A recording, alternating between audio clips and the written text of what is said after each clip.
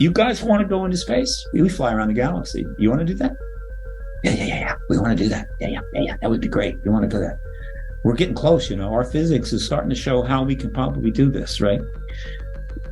Wormholes, which is a very simplistic way of describing a possible option. I don't think that's what. But they said, "Well, you're not going to." We're not. What do you mean you can't go to a galaxy? By God, it's our galaxy. Well, fly. No, it's not. It's not your galaxy. And you're not going to fly around in it until you get rid of the news.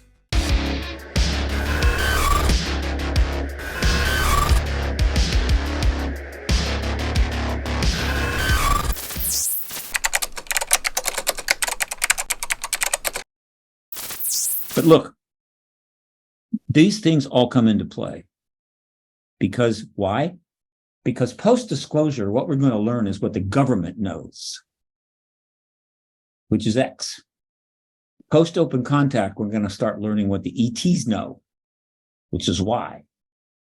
And how big that is how much they're willing to share. Okay? So, again, I'm getting out there a little bit, but it is absolutely reasonable to assume that extraterrestrials, bold enough to put crop circles down every year in the UK, year after year after year after year, and they're really lovely, I really like them, and continue to engage us as much as they have, including continuing to take animal blood and parts because they need them, like we do, right? Turn off our nuclear weapons and all the other stuff they're doing, and then after we finally acknowledge them, they're here, they're just going to head out, meaning, our job is done here, our work is done here, bye, goodbye. No. Or that they're going to continue. In other words, if disclosure happens, and now everybody in the world knows they're here, it's going to be a little more difficult for them to just fly around and do their thing. I mean, really, it's a whole different ballgame, and they know that. So whatever their game plan is, whatever their intentions are, it has to change after disclosure. And the logical change is open contact. Not in 20 or 30 years, it's pretty quick. I mean, I think 2 years. I like that 2-year figure. It could be a year. It could be 4 months. Who the hell knows? So now we're in open contact. And naturally, there's going to be a very powerful desire to know some things. What can you tell us? How can you help us if you have any interest in helping us? And so forth. And some people will say, well, no way they're going to help us, and there's no way they're going to do anything for us. And I'm thinking, wait a minute. Aside from all the wars and destruction and hell that we've wreaked on this planet, and God knows we've done it, and all the slaughter and the genocide and everything else, there are plenty of examples where one group, nation, civilization, is dealing with another group who are not particularly well developed, and they help them out. They help them out. We rebuilt Europe after the World War II. We could have just told them to go to hell. You guys started this crap. Screw you, Germany. Screw you, Japan. We rebuilt them to become major, successful, viable nations. We've provided all kinds of technology to less developed nations, as well as exploiting them too. But we've also done that. It's nothing unusual about a more developed entity, a nation, helping a less developed nation by providing them technology, as opposed to just saying, look, guys, work on it, build some schools, universities, teach your people how to do this stuff and, whatever. And until then, life will be tough. No, we go in, we'll help you. So we do it. Why on earth wouldn't they? Why on earth? And there's a quote. Why on Galaxy? Different brain structures, different ways of thinking. It's going to be alien. They're going to have an alien mindset. Might not be the same. But guess what? Contactees have reported that that's what they want to do. There's plenty of things they have done that point to that's what they want to do. It's not, I just didn't pull this out of my what, right? The Ariel School, Westfall. In fact, there's a new documentary out called Abduction, The Answers, by a gentleman by name John Yost, which is not bad. Oh, yeah. I interviewed him. I've seen it, and I want to promote. I'm going to start promoting it here shortly, which he does something that no one ever done. He does a compilation of all of the school landings that have happened that I never heard of, where you're, the playground of kids, and the thing comes down, and then you're giving them these messages. like they're letting them know, kind of just, again, how useful is that? I don't know. The point is that ET's landing a craft, getting out, and then putting messages in the heads of kids. Look, you're going to destroy your planet if you don't get it together, and things like that. I mean, it's pretty straightforward, isn't it? And so now we disclose their presence, that we're in open contact with them, and they're in a position to go ahead and tell everybody in the open, right? I'm sure by then there will be the extraterrestrial network, and there will be a full network devoted to nothing but shows about extraterrestrial stuff and everything else. And it'll be global. It'll be every country, right? It'll be the biggest network. And they'll just, they'll be start putting out announcements on the extraterrestrial network about, here's what you guys need to do. All right, here's what you need to consider, and all of that. Well, there'll be a whole cottage industry of distilling the voluminous amounts of maybe millions of years worth of collected knowledge that they may share with us. Well, okay. I mean, maybe millions of years of collected knowledge is a fairly substantial curricula. Let's just say that I would expect that they're going to want to tell us initially, or provide to us, most important things we need to know. The full history of the universe and the galaxy, maybe not, but right. What do we need to know? Well, we certainly need to know some answers to the energy issue. You know that. We need to know some answers to the AI issue, which is now real. How are we going to deal with it? How did they deal with it? Right. And we would certainly enjoy having some answers to the genetic component of all disease, meaning that there is at the level of genes and proteins and so forth is where the answers are to almost all the diseases we deal with. And when you're able to operate technologically at that level, you can pretty much deal with them all, right? Including the ones that we certainly suffer from the most, and that's cancer. And so do I think that they have the understanding, the technology in that area to, if it were provided to us and we could take advantage of it, we could probably reduce cancer deaths and everything else by a huge margin, extend lifespans, human people? Yeah, I do. Would that be a nice gift? It would be. If we did not take measures to control our population, start managing it and start getting it down, not up, then those things would be a bad thing. Okay. We're about to experience the opposite crisis there. Well, nuclear war solves the population problem. Unfortunately, it's just not. But even now, China's population has started declining since February because people aren't having enough children. There's lower male sperm counts, things like that. 1 million. So, it dropped 1 million. And guess what? They are ramping up a policy in order to expand the birth rate. Are you aware of that? No. Russia is ramping up a policy to expand its birth rate. India is now bragging about the fact that they just passed China as the most populous nation on the planet. Trust me, we do not have the population issue under control. We're headed towards hell in a handbasket there. What we need is really, really good, totally safe birth control technology. Okay. What we got is not all that impressive, even though it's a hell of a lot better than it had 100 years ago. But even when you look at what we have now, it's really crude. I'm betting, just like when it comes to interstellar travel and energy and everything else, there's tech out there, or tech that we'll eventually devise sooner than later, that is really, really good. And so we can be in a position where, assuming nations can be led to understand that if you think having the biggest population in the world is what's going to make your security work and make your country viable, you're an idiot. Okay. It is, in fact, just the opposite. And so everybody needs to cooperate to start bringing the population down. And that means lowering the birth rates. And if you've got absolutely safe technology to do that, it's highly effective, and you can get an agreement about how it's going to go, then we could solve the problem in one generation. Boom. Okay. Could they have that? Yeah. So life extension, you end up with one generation or two most, you end up with a world in which you have less people living longer with less disease. Is that good enough? I mean, if somebody says to me, that's not good enough, I'm going, really?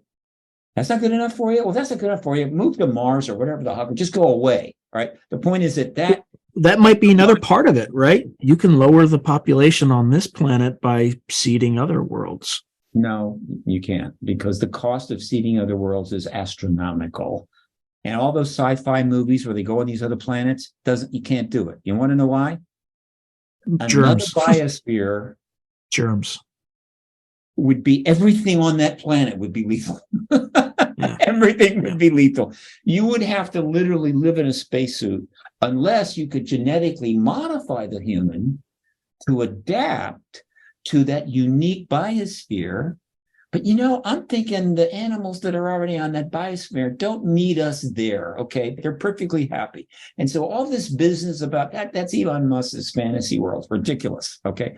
Set up a little facility on the Mars, couple things on the moon. I get it, all right? But those don't have biospheres, so technically it's a safe play, all right? Though Mars, once you get down into maybe the deep water areas, there could be some stuff down there you don't want to have any contact with. But when you're talking about forget it. So look, in a short amount of time, in a post-open contact era,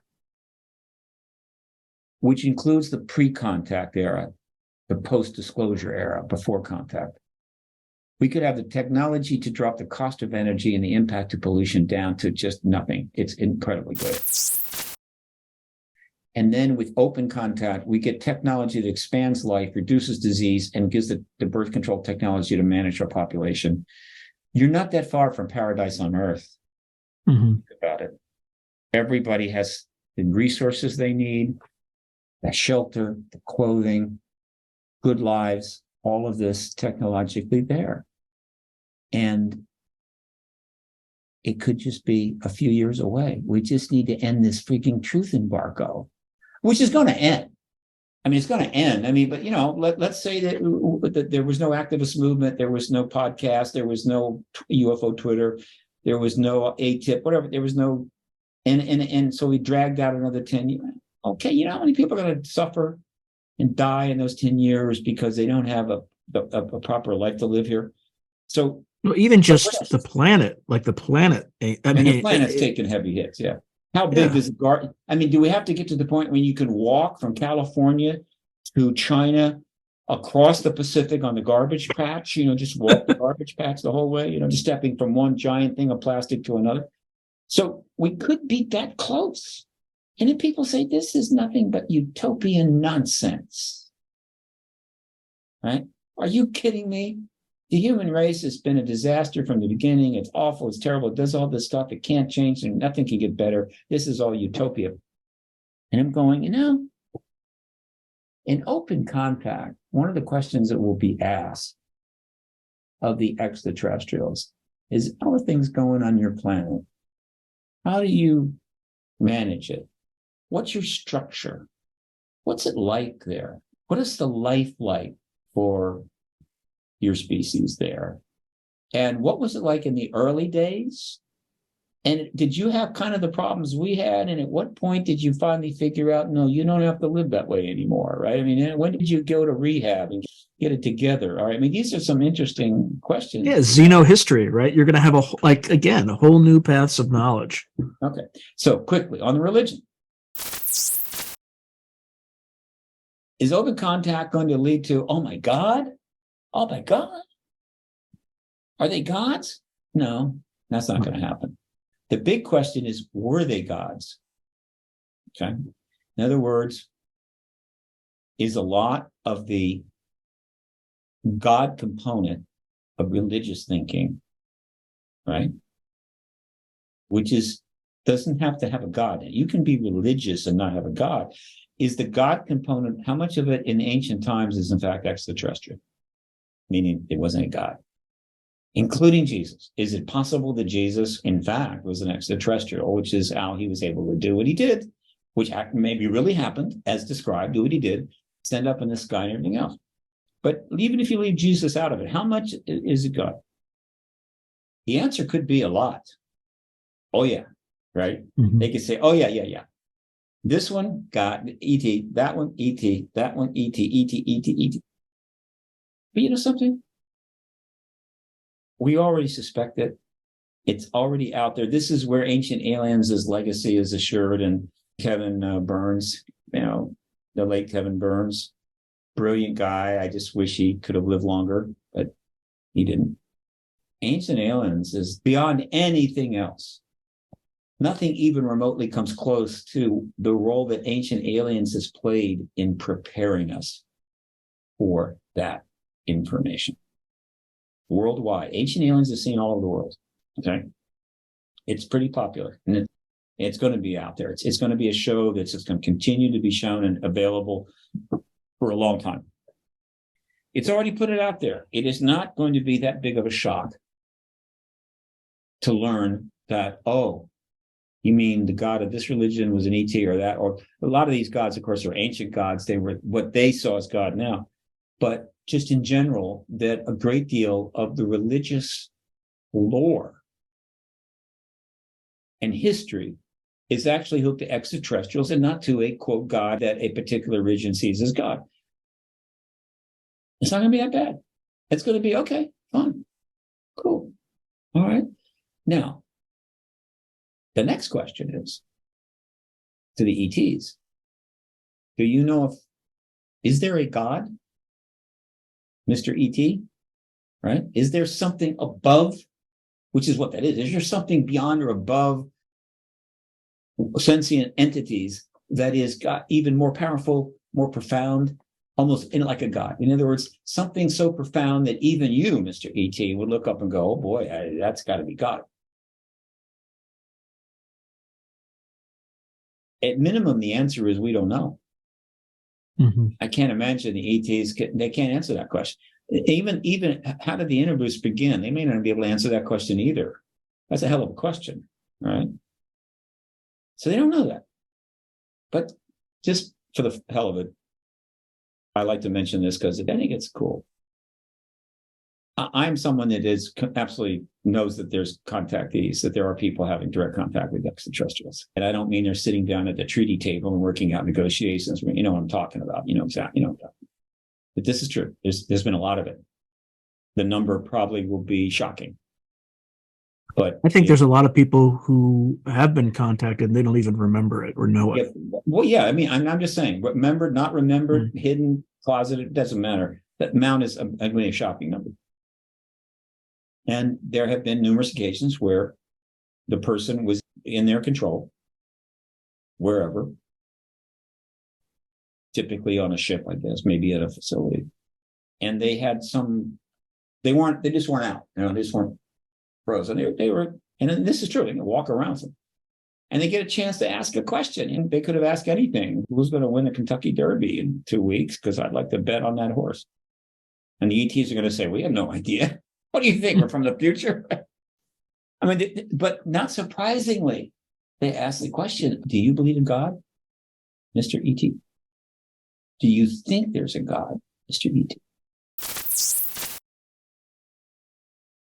Ask Willie Streeter. He and his wife got hundreds of thousands of recounts sent to them. He's got them. I don't think he's read them all. I think his wife did. And God bless him. You know what the answer always is? Yes. How about that? Now, there's a lot of possibility there. One, they really think there's a God, whatever they think that God is. Okay. Or they believe in a God, right? Which is kind of the same thing. Mm-hmm. Or three, they're just saying that to make their contactee, who they've substantially inconvenienced already, feel better.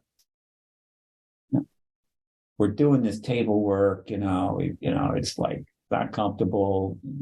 You're not happy, right? We've done this before. Why do we want to blow your faith? I mean, add insult to injury. So telling you that there's no God so that your faith is shattered, this is cruel. And so they're just humoring. Maybe. You can't ignore it. So the truth is that this planet, which is filled with, I forget how many thousand religions there are, it's a big number. I should Google it, but it's a big number. It is a big friggin' number. Just like there's thousands of languages. Mhm. It's a little messy. So many different belief systems, so many different languages, makes it hard to communicate. Very confusing. It's possible that in a post-open contact era, there would be a consolidation of cosmic worldview where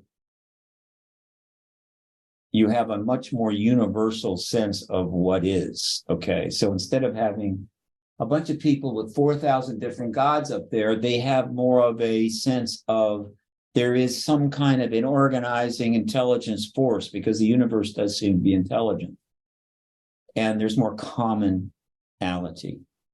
Because over the millennia, there's been a whole lot of bloodshed between people who think God is this and people that think God is that. And since we don't agree, we must kill each other and so forth. So I could almost see that improving on the religious status of this planet right now, which is not healthy. Okay? It's not healthy. I mean, some people think that believing in a God is a good thing because it's higher power and it provides you some sustenance and everything. And in some cases, it gives you hope for afterlife, whatever the hell. It's a good thing. But when you've got two groups believing in God that are threatening to slaughter each other and are slaughtering each other, how good is that? And so we need to develop a little more of a more universal understanding of the universe, which could include this idea of higher power, but not 800 versions of it to fight over. That is one of many doors that may open in a post-open context. When we're going to be able to ask the ETs, what is your sense of this idea of higher power? Which brings us to the other question you brought up. AI. Now, this is one that increasingly worries me. Not maybe for the reason you think, but no, actually for several reasons, but maybe one more reason that you worry about.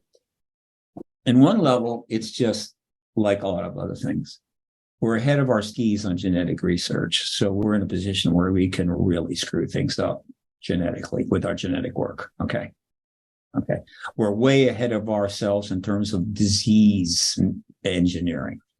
We can create diseases now. Yeah, CRISPR. And we can create diseases that target specific genotypes. Okay. So there's a genetic component there. But in general, in genetics and in disease and stuff like that, we're going to screw up and do something really terrible. All right. So that's one thing. And we may have already done that in 2020. We've done some, we can do worse. Okay, I trust you. The kind of thing that could come out from one of these labs could make COVID look like a walk in the park. It was nothing. It was a COVID thing. But then we get hit with something and we're all just literally lying on the ground, staring at the ceiling, wanting to die. Look, and then you've got AI. Well, we're ahead of our skis there, without question. All right. If there weren't 8 billion people on this planet, if there was like maybe 800 million, whole planet. Enough resources that everybody had their needs covered, right? You didn't have to work 3 jobs to be able to pay the friggin' rent. And you didn't have millions of people living in tents on the sidewalk around the world and stuff.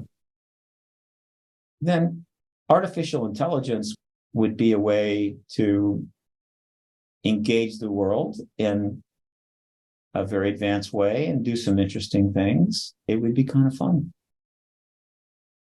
Artificial intelligence brought into this world now at the level we're thinking is going to create absolute disasters.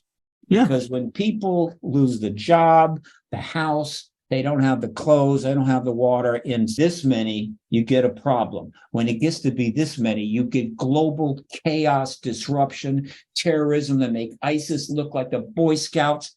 It's going to be disaster, as many fine futurists who read more than I do and know more than I do. Look, this country has direct experience with that. If you talk to any vet who served in Iraq, for example, one of their key metrics was to reduce the unemployment rate from 90% to 70%, so they weren't paying people to put IEDs on the sides of the road. Of course. And, idle hands are evil hands, right? And it can get so much worse because Iraq was suffering from wars of choice, right? Not wars of need, but wars of choice. Chose to do it, right? Aggression, everything else. Fundamental resources. Then no matter what, you can't get the food, you can't get the water. We just dodged a drought situation in the United States that had been going on for another 5, 6, 7 years, let me tell you. California, right? Some serious stuff going on in America, because the one nation in the world you don't want to see have real resource problems is a nation with nearly 500 million guns in civilian hands. You don't want that. Okay. Let me put it this way. It'll be a lot more exciting than The Walking Dead showed it. Okay. It'll be a lot more intense than that. All right. They gave you a sense of it, magnify that 1,000. That cannot happen. We've got to have resources. So AI, especially with 20 million veterans too. Just in general, I don't get too granular here, but AI poses this problem because the world it's finally coming into is a world that wasn't planning for AI. So that's one problem. The other thing that troubles me in a different way, and I hope this isn't the case, right? It's this theory that Einsteinian relativity, special relativity, in fact, will hold. Meaning there isn't a workaround to it. And what we are experiencing, what we are dealing with, are not beings like us. They're not living beings, evolved living beings like we are. They are engineered entities. We call them biorobots, whatever. But they're engineered. And they are basically AI, in a sense. They are a combination of AI and engineering. And they travel the galaxy. And maybe it takes 20,000 years to get from here to there, but it doesn't matter because they don't die, right? It's just AI. And so they move around and they interact and do whatever the hell. And maybe there's some benefit to a home planet somewhere. Depends upon communication capabilities and so forth. But this AI component. And that's been brought up with the Greys many times, that they're biorobots. But we know that they die. We know that they kind of die. And this is why I'm not that worried about it. We know in the case of the Roswell entities, they died. And the reason we know that they died is because they stunk to high heaven. Robots don't stink when you deactivate them, right?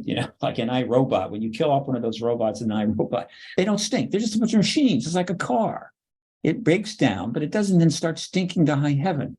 Well, it's one silicon, one's carbon, right? Yeah, they died and they stunk to high heaven. And so I'm thinking, okay, so that helps me get past that. Are ETs using AI? Almost certainly. All right. And that's interesting. All right. Is there a merger between living beings and machines in their world? Very possibly, very likely. All right. So the AI thing is going to come out in a post-disclosure, post-open contact. And that one of the reasons it needs to happen soon is that should be an absolute, and this is not one of those top 5 hard questions. I mean, these are, in other words, the top 5 questions that the government just absolutely is terrified to have to answer, but they're going to have to answer. This is a great question. How to deal with AI? How should we deal with it? How did you deal with it? How do we integrate it into a living, evolved civilization or living evolved species and not screw half the population over, right? Not create chaos, death, and destruction, right? And they may have the answer to that. The working hypothesis that I am operating under and have been from the beginning that makes me feel really good about devoting the last decades of my life to this. Not that I didn't have a lot of wonderful options. I didn't really. It wasn't like I gave up some incredible life. No. People with incredible lives don't give that up to get involved in this issue, at least in the past. That's maybe changing. You just don't do it. It may change. I think I'm going to get in and become a UFO researcher. Steve, if what you said happens at the pace you talked about, those of us who are involved in this, our lives are going to change dramatically for the better. No, it'll be cool. No, it'll be cool. My only regret is that I am delving into life extension stuff. I'm curious what's going on in Silicon Valley. What the hell? But I'm going to have a fairly short post-disclosure life. But what makes it feel good about it is this. That looked at from one perspective, the human race has had an interesting history. The Homo sapiens sapien version of sentience on our planet is about 250,000 in. That's not a long time. Technological advanced area is around 12,000 years, because there was technology 12,000 years ago, fairly slow. There might have been some interesting stuff prior to this cataclysm. That's another thing I want to ask Mr. E.T. Yeah. How many civilizations have there been? I'm dying to know. Graham Hancock, I'm sure, wants to know too, the specific, because that must have been really cool, right? Something happened. So there might have been some civilization and tech prior to that. But overall, I don't think it wasn't like giant gleaming cities or anything. But the last 12,000 years have been interesting. In that 12,000 years, we've gone through some interesting changes and phases and done some extraordinary things. We've done awful things. We've been extremely destructive and constructive, both. We like to build incredible things and then blow them up, and then build them again and blow them up and build them again, but whatever. And our planet has become global, communications global, the stress on the planet global. We've reached a whole bunch of certain, I guess you could say, critical points, right, that ancient civilizations couldn't even dream of. Okay. And all of these things we're facing now have an insurmountable aspect to them, meaning you can't fix that. The garbage patch in the Pacific, there's a kid that came up with an idea. I mean, he's not the only one, but he got a lot of credit. He got some attention. You drag this thing behind you and you collect the stuff and then you take it back. And I'm going, yeah, but the garbage patch in the Pacific is growing at an alarming rate. And I can assure you it's going to take, I don't know if it's even solvable at this point. It's going to take a massive change in society. So, and that's just one of 1,000 things we can't solve, right?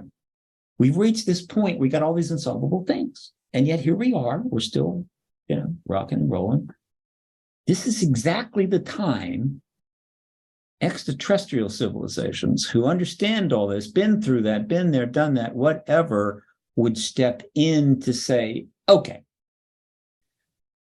you're not the ancient Egyptians who really had nothing much to offer us other than what you could join our fraternity. If you want to pledge to our fraternity, we will accept you. And we can be helpful to deal with all of this stuff so that this planet becomes nice, okay, better. We can help you have a better Earth. This is exactly when they would want to come in, right? Maybe they gave some help to the Egyptians to move those giant 50-ton blocks. Big deal. If you end up with a giant pyramid, who cares? This is different. We were at all these critical points, and they're in a position to step in and help us there. But it's not like they're just going to show up, take over, and run it. No. It's not like they can just suddenly... There needs to be a kind of process, and there's also other things they're doing that maybe they need to get kind of done with before we go to that next level. Because if we go to that next level, some of the things that are going on now are not going to, it's going to be very hard to go on with those. I mean, the individual contact experience of contactees is going to be a lot different, maybe impossible in a way, certainly awkward in a post-disclosure and certainly post-open contact. So this is the point. And so I have this feeling that disclosure was the absolute requirement. It had to be done in a certain way before open contact could take place. And once open contact takes place, all of the things that we're talking about now and so much more are suddenly going to become viable endeavors, but not alone. We're going to have help somehow. They, in a way, become the deus ex machina to the human play. All the world's a stage, and all of us play a part. And so if this is a stage, like in all the medieval plays, which is where this term comes from, though it's not simply exclusive to medieval Europe, And it does turn up in art, plays, and movies today. It still turns up, but way more sophisticated. But in the medieval times, it was less sophisticated. There'd be this story that was entertaining to the poor masses and the serfs and everybody that, entertain them, which is what entertainment is still today. And there'd be some god-awful complex thing that would go on. It kept your interest. And the way they resolved it all, because play can't go on forever, they have a play, creates this problem. And suddenly this wooden thing would turn up on stage, and it was portraying God. It was to represent God in some way. And this thing, this God, solved all the problems. It kind of reconciled everything, right? Fixed it all. And it came to be known as the God in the machine, Deus ex machina. Okay. Well, in a way, post-open contact, the gods become our Deus ex machina. Ironically, that we call the God in the machine. We could just call them ETs with great tech to help clear things up, solve the dilemmas, and resolve the play that we're in at this particular stage. Right? And there is no other dilemma more in need of a Deus ex machina right now on this planet than the problem of the fact that we have a new nuclear arms race underway and more than enough weapons to destroy civilization and make the place practically uninhabited. And the risk of that happening is now greater than it was even during the Cuban Missile Crisis. Now that's a dilemma. And I'm not hearing anybody on the stage or on CNN or on the political hustings that have come up with a really good plan to solve that problem. Nothing. They don't even want to bother with it anymore. It's like, if it happens, it happens. It's like a meteor. Hey, what would you do, candidate so-and-so, if a 50-mile wide meteor was coming? Well, nothing, actually. Not a damn thing I could do about it. It would be the end of the planet, right?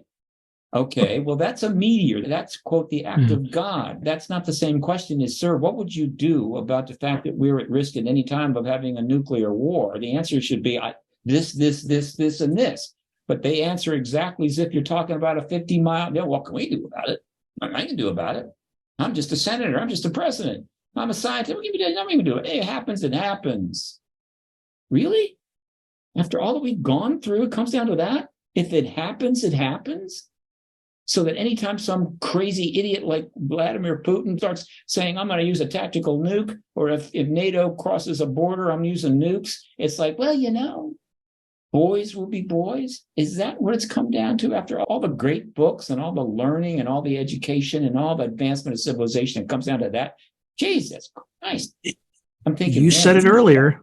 The Peter principle run amok. That's essentially what we're seeing right now. We've reached the point in the play where the Deus ex machina has got to come in and kind of fix you, right? And people have been thinking this way forever because life has always been hard and brutal for a significant portion of the population. The rich living at the cap, the court to the king and whatever, they've got plenty and this and that. And the wealthy have got plenty and they're doing well. But there's always a huge segment of the population that barely gets by. Okay.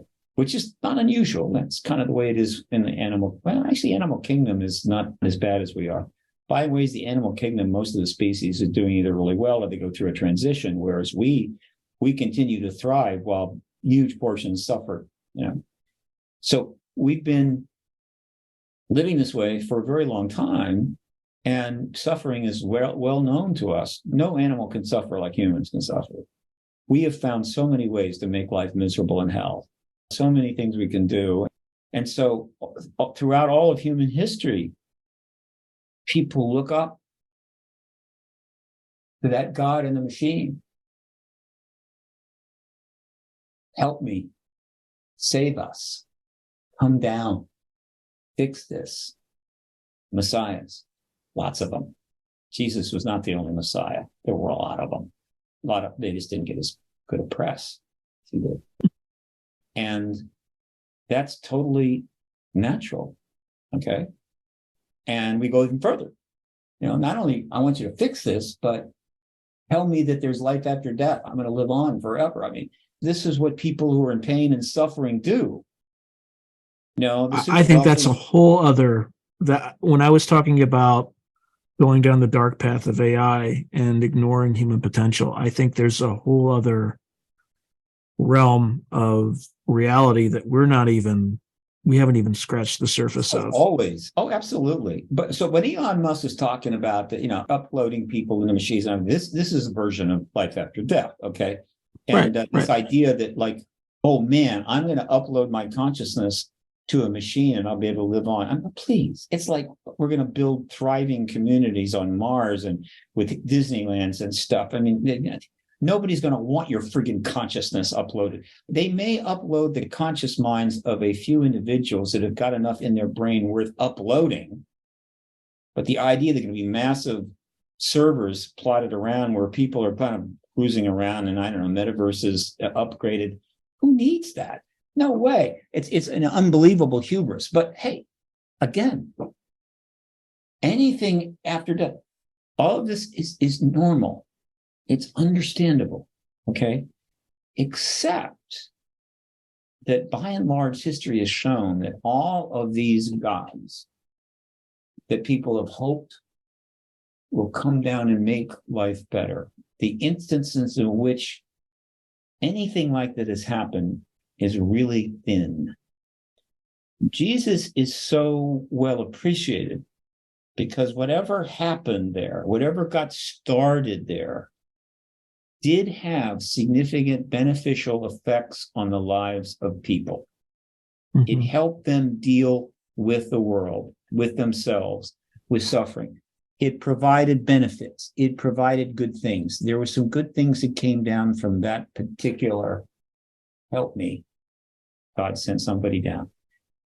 Didn't completely solve the problems, which is why there's a lot of people waiting for the second version. Okay. All right. But overall, no. The ETs are real. There's no doubt about that. There's no argument about, you can argue all day long about, is it a God, not a God, go on and on forever. It's almost unresolvable, at least for now. ETs, that's established. They're here. They are here. They are from up there. And so the idea that they would end up being a kind of God in the machine makes sense. Not to make every person's life perfect. No, not that. Not to solve every, no. But to solve the fundamental dilemmas of a sentient situation living in a biosphere beyond its means, whereas the suffering is totally beyond, it's excessive. It's way beyond what you would want. And the damage to the planet, which is, again, precious. I mean, a biosphere is an unbelievably precious thing, is simply gone too far. They can work on that. They can actually help with that. And a lot of good, wonderful things could come from that if they so choose to do that. And we are wise enough to accept the assistance. And I'm certainly going to be supporting that idea. All right. And when I'm challenged on this, and it's easily challengeable. I mean, this is out there thinking that people can just go, you're an idiot, you're a fool, you're a Pollyanna, you're an optimist. It's going to go back into the fear narrative. Why should you trust these people? They're, But I have one answer to that person that says that all of this is absolute nonsense, what I just told you. I ask that person a simple question. Why did they turn off our nuclear weapon? Simple question. Why did they do it? Do you know why? And they say, I don't know. Well, when you can answer that question, then maybe you'll have a better understanding of why my thinking has gone there, right? Who does that? And why? There was a reason. If they had done it it could have been, they were out for a little fun. They got too close to the damn nuclear facility and then missiles turned off and they didn't mean it. Like they accidentally, almost killed Travis Walton. Apparently they turned them on in Russia. Yeah. And then there's the other question. They turned them on a couple, but fortunately only a couple times. No, here too. There was one incident here, I believe. I think. Oh, really? Okay. It said that. Why would they turn them on, turn them off? Now that's a little different question, but it's valuable. Turning them off is the key one. I think they turned them on a couple of times was their answer to, we turned them off like several times now, and you still are just completely building these goddamn things. So, okay, how about this, right? Just took it up a notch, right? To try to reinforce the message, but the message was not the turn on, the message was the turn off. All right. So that to me is the ultimate thing to resolve. Why did they turn on the nuclear message? I have my answer. Why they turned them off. That's just only the beginning, right? They didn't go to all this trouble and come all this way and hang with this all these years just to send us little hints like, you should go into rehab. We're like, you should become a vegan. Like, you need to work out more. No. There's got to be more to it than that. Turning off the nukes, getting rid of the nukes is the first thing that we have to do. Mm-hmm. And it will be number one on the agenda. Why? What? You're gonna say, no, let's don't deal with the nuke issue. Let's deal with the water issue. How can we get more water resources? How can we deal with the global warming thing? How can we improve the energy situation? And then what? We work on that for 5 years and then nuclear war comes out and it all goes, that's how we normally do this stuff. Let's do this and this and we make things better. And then we have a nuclear war and blow it all up and start all over again. So no, first you deal with you don't want to blow everything up issue. Number one, okay? They're not really sending that kind of an explicit message about, I don't know, our crop management or our use of Roundup or whatever the hell. They're not that defined. The nuclear thing is absolutely defined. It's so clear. And the message is simply this. Whatever your plans are, first you got to deal with the nukes. And then the question is, and we'll end on this.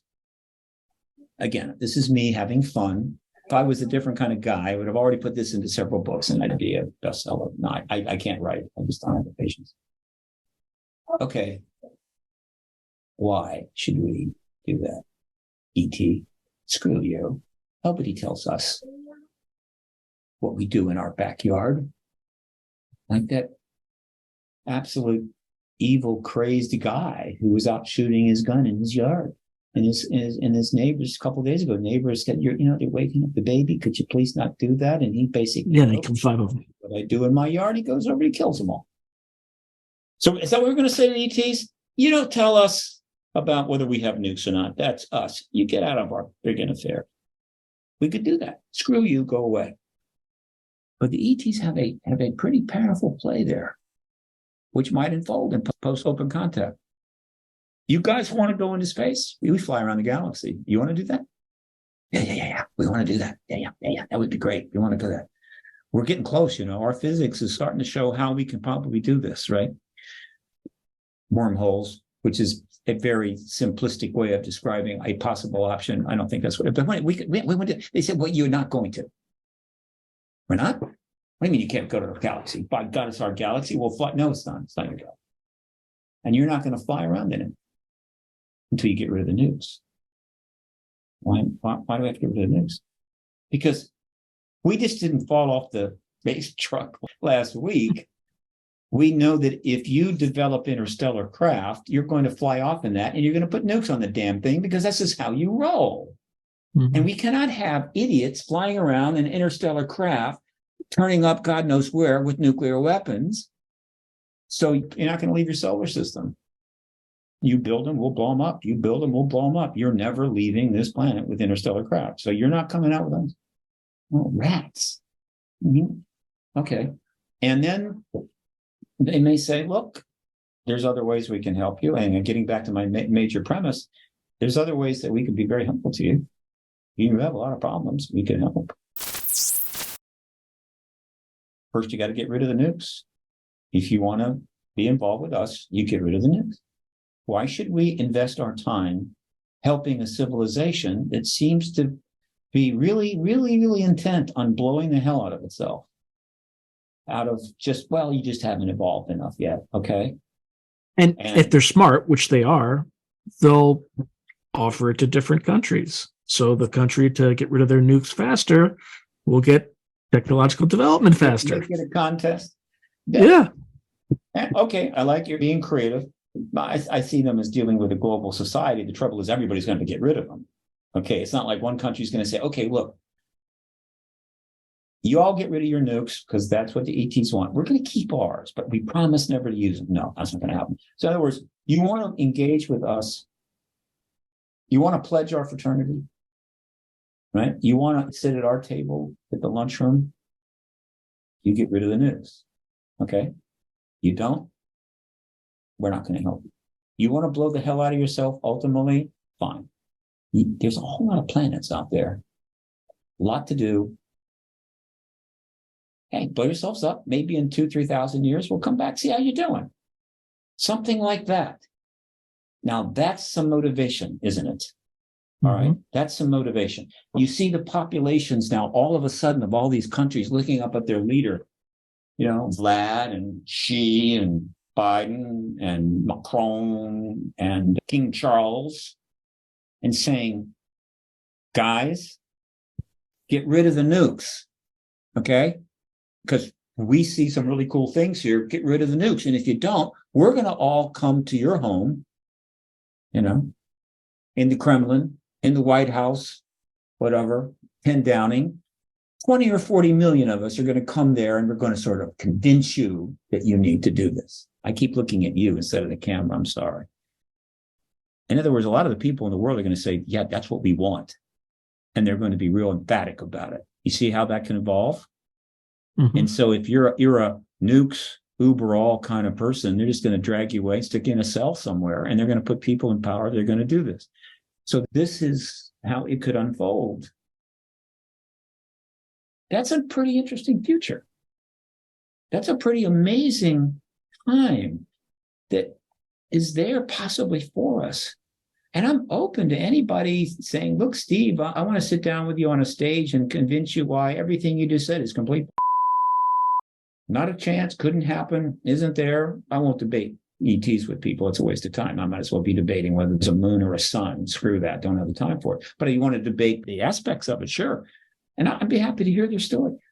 I haven't heard any kind of projections that make me feel otherwise about it. Everything that's happening simply keeps supporting my thinking on this. So that kind of world could be just up the road. And what's standing between us and that world? The truth embargo. We can't get there until the truth embargo ends. As long as that embargo is in place, we have to sit here and wait for the government to decide whether we have a need to know or should know or whatever the hell, I don't know. And meanwhile, the nuclear thing gets worse and worse. And so that truth embargo has been blocking this for 76 years, assuming you use Roswell as kind of the beginning when they squelched the report, call that the informal beginning of the truth embargo. So the first 44 years, I give them. No, not 91. 91 is when the Cold War ended, but the next president didn't come in until 93. So I'll give them the 93. So 46 years. I get it. I understand. I appreciate it. Cold War was over in 93. All right. The Communist Party was outlawed by 93. Soviet Union was now the new Russian Republic, right? 14 republics were set free. And Russia was going capitalist. They were building McDonald's. Cold War was over. We won, right? China was still, it wasn't quite the same with China, but China was a much different history as a communist nation than the Soviet Union, without question. But there was still, I think, reasonable possibilities to work something out with China, but that wasn't going to happen if we started another Cold War and another nuclear arms race with the new Russia. But again, I'm just speculating. The point is that since 93, which is now 30 years, that is hard to forgive, right? The Cold War ends. It's time to get rid of the nukes and start structuring a world that works for everybody. And proxy wars and all this stuff are not just happening like the baseball season, right? Yeah, it's come around. It's April. It's time for baseball season. Who do we invade this season, right? And of course, the great thing about the modern wars is you can watch them more. I mean, the old wars, like they were happening somewhere and then the survivors came back and you buried people. Now you get to watch the whole war. It's like a streaming series on Netflix. The war in the Ukraine, we're getting to watch it pretty well, right? And so now it's more like entertainment than it is resolving, diplomacy by other means. Mhm. This,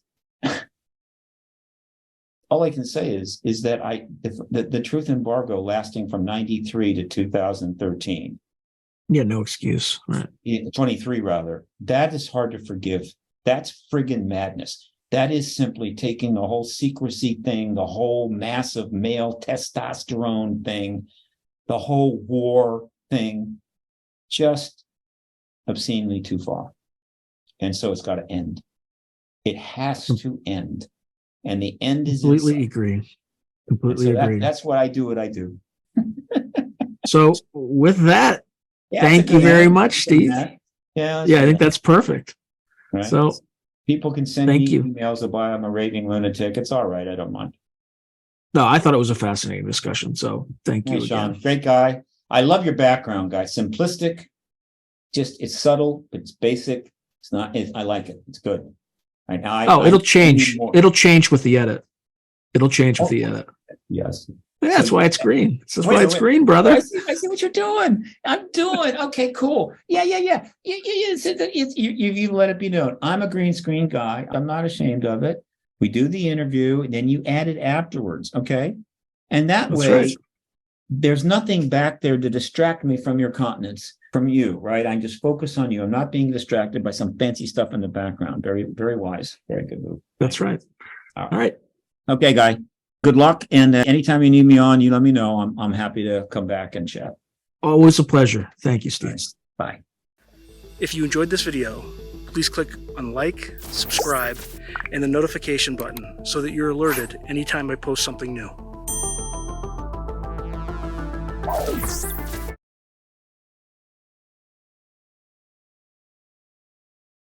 And Sean, before I leave, I want your viewers to know that a major conference is coming up, Contact in the Desert. It's been around for a number of years, right? And it had to step back some during the pandemic, as everything did. But now it's back.